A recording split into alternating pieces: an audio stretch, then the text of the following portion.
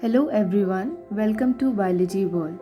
So as you all know that I have already provided notes of this chapter in my previous videos, and in this video I will be explaining all the topics related to this control and coordination chapter of class 10th. So let's get started. So the first topic is coordination in animals. To understand that, we should know what is coordination. Okay, so coordination in our body implies when all the organs which is present in our body interact with each other, complement their functions for maintaining a steady and stable environment. Okay, and for maintaining a stable environment we have two systems. One is your neural system, other one is endocrine system, and these two systems will undergo a proper synchronization. Okay, so in our coordination system, the neural system helps into coordination with the help of network of nerves. Okay, and the most important nerve is your neuron. Okay, next is your endocrine system. Endocrine system undertakes your chemical coordination. Okay, so here neural system has neural coordination with the help of your neuron, and endocrine system have chemical coordination with the help of hormones. And here the basic important thing is your glands. Why? Because you know that all the hormones are secreted from your glands. Okay, understood? Next one. Next we'll be talking about your neural system. Okay, so neural system, as I already told you, is a highly specialized system which is made up of your neurons, which are also known as nerve cells. Okay, and what the function of that? It helps in, this system helps in to detect information in the form of stimulus. Okay, in the form of any signal from the outside environment. So that signal or that stimulus can be in different forms. Okay, it can be in the form of touch, it can be in the form of pain, heat, cold, sound, light, smell, taste, vibrations, and so on. Okay, for example, if somebody is cooking inside the kitchen, okay, and you are sitting in the living room, then if something is cooking and the fragrance will surround in the environment, so the receptors which is present in your nose, okay, the receptors which is present in your nose, those are olfactory receptors, will receive that stimulus or will receive that signal in the form of smell.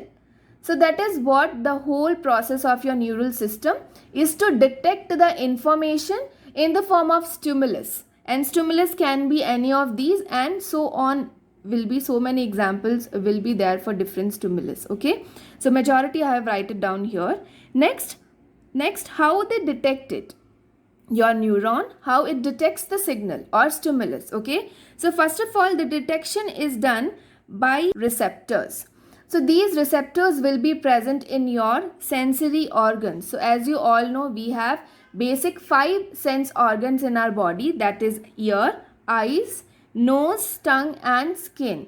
Okay, and in these sensory organs will be having different receptors which are very important to know. Okay, so eyes will be having your photoreceptors, ears will be having phonoreceptors, tongue will be having gustatory receptors, nose will be having olfactory receptors, and skin will be having your thigmoreceptors. Okay, so I hope you understood that first what we should do, the receptors will receive the information or receive the stimulus from environment. Okay, and all the examples of receptors I have given here. Okay, next is after detection, how the process will take place, how the proceedings will take place through your different parts of neuron.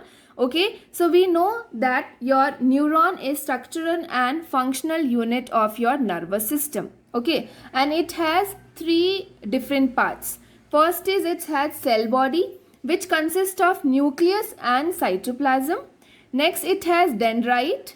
Dendrite function is to receive or acquire information, and axon is, it helps in transmission of the information. Okay, so these are the 3 parts I'll be explaining, I'll be showing you in this diagram which I made. So these hair-like structures which you all can see, these hair-like structures are known as dendrites. So what is the function of dendrite? It's a hair-like structure and it will receive the electrical impulses. Okay, so first what has happened, the receptors will receive, and then these receptors will give your signal or your electrical impulses to your dendrites. So dendrites will receive or acquire the information. Okay, these are hair like structures which you all can see. Next, what will happen, the impulse, the electrical impulse will move on to this part. This is your cell body, which consists of two parts. One is your nucleus and the other one is your cytoplasm. Okay, I have written here same thing. Next, from the cell body, the information will transmit to your elongated portion which is known as your axon.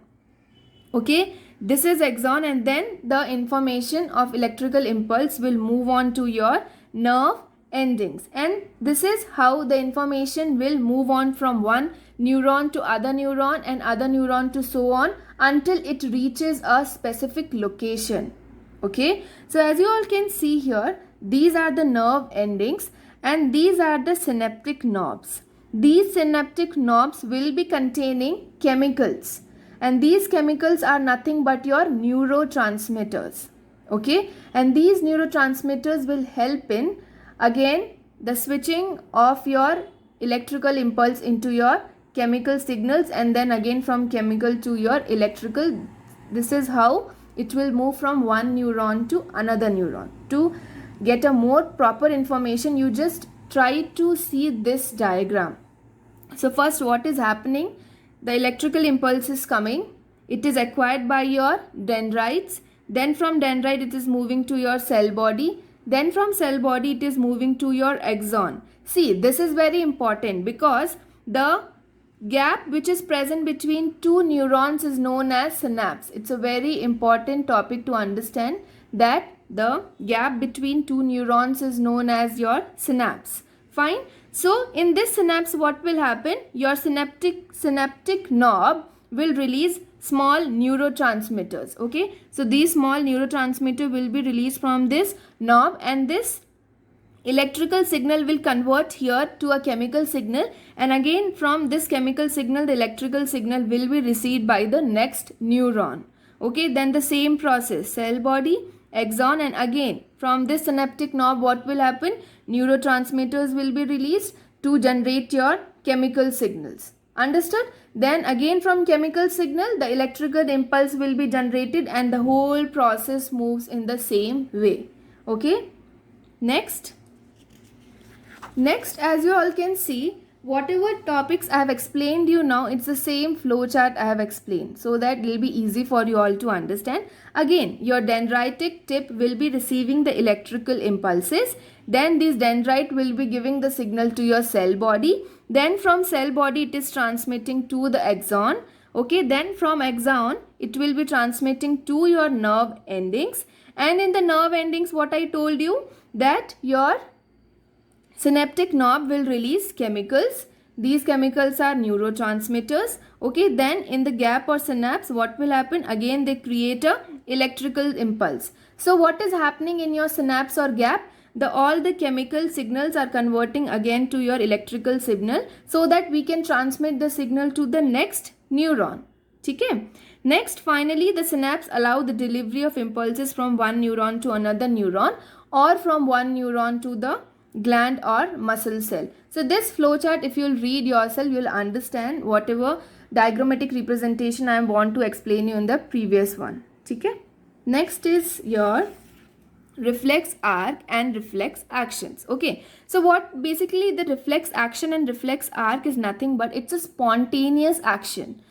It's an automatic action, mechanical response or sudden response to something or something stimulus which we are getting from the environment. Okay, suppose from the outside we suddenly we got a sudden light from the outside environment, then what will happen, as soon as the light falls on our eyes we just blink our eyes. Okay, same thing if as any hot object you just encountered with any hot object, what you will do, suddenly you just withdraw your hands or foot from that same like from where the hot you have touched the hot object. Okay, and next one is, it is a kind of involuntary action. It is very true that it is an involuntary action, because you don't know that time when this a situation is occurring or taking place with you, you don't think anything. So just because you are not thinking in that particular situation when this is happening, so we call reflex arc or reflex action as an involuntary action. Okay, so you just think of a situation where you are suddenly touching a hot object and then you're just withdrawing your hand or foot. So that time you don't think anything, you just withdraw your hand, okay, from it. So that is whole about your reflex action. So how it takes place, we'll just do by a diagrammatic representation. So first you see this is the hand, and it has this hand is touching a hot object. Okay, so as I've already told you, the receptors which is present in the skin are thigmoreceptors. Okay, so as soon as you touch this hot object, your receptors, okay, the receptors will be activated because the stimulus here is heat, because you are getting heat from this hot object. So the receptors present over your skin will get activated, the thigmoreceptors will get activated, then they give signal to your neuron. Which neuron? Your sensory neuron. Always remember that the signal from organ to CNS to your central nervous system will be given by sensory neuron. So from these thigmoreceptors, the signal will be given through your sensory neuron to your CNS. This is a part of CNS which is known as spinal cord. Okay, so the spinal cord will undergo the processing with the help of relay neuron. Then the information is transferred back, okay, through your motor neuron. What is the function of motor neuron? It will receive the signal from CNS and give to the respective organ. So this motor neuron will give signal to your effector muscles, and what these muscles will do? These muscles will just withdraw your hand from the hot object. So it looks very complicated process, but it happens very quickly inside our body. Okay, so this is all about your reflex action or reflex arc. Just because we are not thinking about this process when it is occurring, so only it is known as involuntary action. But later on, when you just withdraw your hand from the hot object, you just think, just what had happened with me. Just because later on the signal from the spinal cord is given to your brain.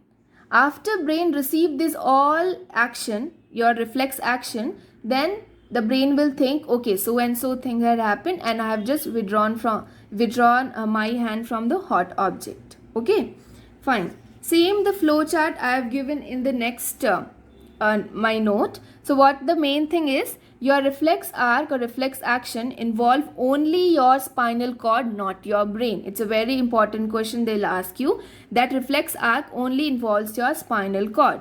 Okay, and this process is what? It's a process of detecting signal from the outside environment and responding it by an output action quickly. So this connection is known as your reflex arc. Okay, so the pathway again same.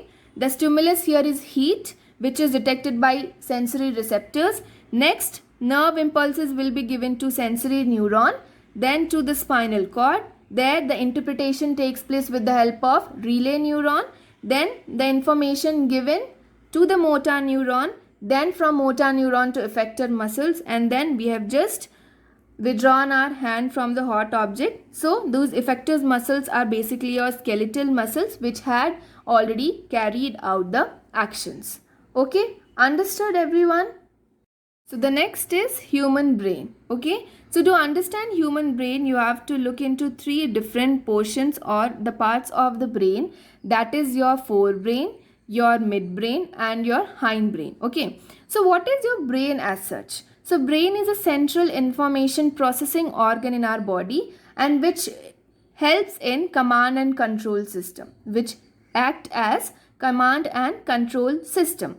Okay, so you see this is a structure of your brain which consists of forebrain. So forebrain consists of three parts, as you all can see. It's your cerebrum, your thalamus and hypothalamus. Okay, so this the convoluted part which you all see here. Okay, these are your cerebrum. Okay, and here this is your thalamus part, and then below that you have hypothalamus. Okay, then in between the forebrain and hindbrain you have your midbrain. Okay, so this part in the middle portion, it shows your midbrain. Then comes your hindbrain, which consists of again three parts. One is your pons region, then medulla, and this is the cerebellum. So pons is located here, medulla is here, and your cerebellum, it looks just like a broccoli shaped structure which is present in the posterior portion of your head.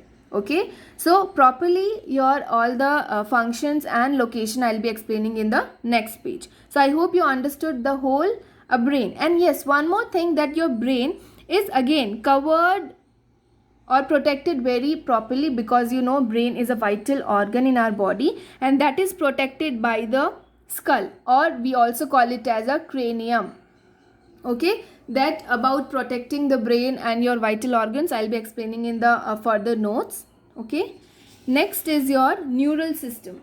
So in this system, you know that it consists of two parts. One is your CNS, central nervous system. Second is PNS, that is peripheral nervous system. Okay, so CNS consists of two things. One is brain and spinal cord. About spinal cord, I have already told you that it has taken its part in processing the reflex arc or reflex actions. Okay, so this CNS is a site of processing information, interpreting the sensory information, and again responding to it properly. Okay, so we have seen how spinal cord is doing the same process, and even brain is doing the same processing of information and then responding it by different actions. Okay, so CNS basically controls the body. Understood? Next is your PNS, that is your peripheral nervous system. It is associated with different nerves and nerve fibers which are coming from the CNS. Because we know that brain and spinal cord are the parts of CNS, so the nerves which is coming from there, the cranial nerves and spinal nerves, these two will come into your PNS. So what is the number of cranial nerves and spinal nerves? We have 12 cranial nerves and 31 spinal nerves. Okay? And again, your PNS have two more nerves. One is your efferent fiber and second one is your efferent fiber. Okay, what is the function of this efferent fiber? This act like a sensory neuron. Already in reflex arc I have told you the sensory neuron function is to transmit the impulses from organ to CNS. So this is the same thing. Okay, and what is the function of effector fiber? That is, it works as a motor neuron which transmit the signal from CNS to organ. So next, functions of parts of brain. So in this, first we'll start with your forebrain, which consists of cerebrum, thalamus and hypothalamus. Okay, so basically your cerebrum controls the voluntary actions. What are voluntary actions? These are that kind of actions which we control with our wish. If we want to stand, we'll stand. If we want to walk, we'll walk.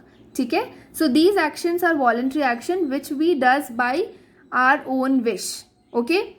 And what are involuntary actions? Involuntary actions are those actions which are not in our control. Like suppose your digestion. You cannot control your digestion. It just happens automatically. Your circulation, your respiration. Next is hypothalamus. This hypothalamus is very important because it controls our sleep and wake cycle. What is the meaning of sleep and wake cycle? Sleep and wake cycle means it controls your whole body wake up cycle. Okay, suppose if you are daily waking up at 6 o'clock, so this hypothalamus will make sure that every morning you will wake up around 6 o'clock, because that clock has set inside our body. Okay, and that will be properly controlled by your hypothalamus. Okay, it also controls your urge of eating and drinking. Okay, then it comes to the midbrain. So midbrain, again, it connects your forebrain to your hindbrain, and it has a bridge between these two brain parts. Okay, it is associated with your vision, hearing, temperature regulation and alertness. And many involuntary actions are performed by midbrain. So I have already explained you, involuntary actions are those actions which are not in our control. Okay, which automatically takes place in our body. Next comes to the pons, which is the first part of your hindbrain. So it transfer the information between your cerebrum and cerebellum. So you know cerebrum is a part of forebrain and cerebellum is a part of hindbrain. So this pons is transmitting the information from forebrain to the hindbrain. Next, it controls our sleep cycles. Same, at what time you should wake up, or at what time you should sleep. So that and all is controlled by your pons. Next, your respiration frequency is also controlled by it. Okay. So next is your medulla. It performs various again involuntary actions like your controlling the blood pressure, your salivation, okay, vomiting and heartbeat. Next is your cerebellum, which is the last part of your hindbrain, but it helps in maintaining your posture and balance of the body. Okay, so whenever you're walking in a straight line or you're riding a bicycle or you're just going for a walk, so that maintaining of posture or balance of your body is maintained by your cerebellum. Okay, next part is how the tissues are protected, because you know our brain is a very vital part and even your spinal cord. So how they are protected properly. So your cranium is also known as skull, which is a bony box which is protecting your brain. Okay, as I've already told you, shown you in the first picture of brain when I shown you. Okay, next, second is your cerebrospinal fluid, which is present in between your cerebrum and the skull. Okay, so in between a thin fluid is present which helps in shock absorption, so that directly something if you should not get a direct shock, so it just try to absorb all the shock, all the vibrations. Suppose you are listening to a music in very high volume, so what will happen, you think it's very fine for you, but it's very difficult for our body system to cope up. So just to absorb all the high vibrations and shock, we have this shock absorption fluid which is known as cerebrospinal fluid. Okay, then you have spinal cord. Spinal cord is protected by your vertebral column, which is also known as backbone. Okay, next is how does the nervous tissue cause action. So this nervous tissue or nerve impulses reaching the muscles, when these muscles will be having your muscle fibers, these muscle fibers will undergo changing in shape. See, you just think of a process of reflex arc. There your motor neuron what has done? Your motor neuron has given signal to your effector muscles. Okay, so here if you remember, your motor neurons here given signal to effector muscles. So how these effector muscles will cause action, I want to explain you in this. So your muscle fibers will be changing its shape. Either it will undergo contraction or it will undergo relaxation to cause any movement. Okay, so these muscle cells will be having specialized proteins which will undergo changing and arranging the shape of the cell and to cause an action. So just see here, nerve impulses have arrived to your muscles. Muscles will be having muscle fibers which will change its shape and then it causes the action. Okay, so I hope the first part of control and coordination chapter is clear for you. If further you have any doubts, you can ask me in the comment section. Thank you.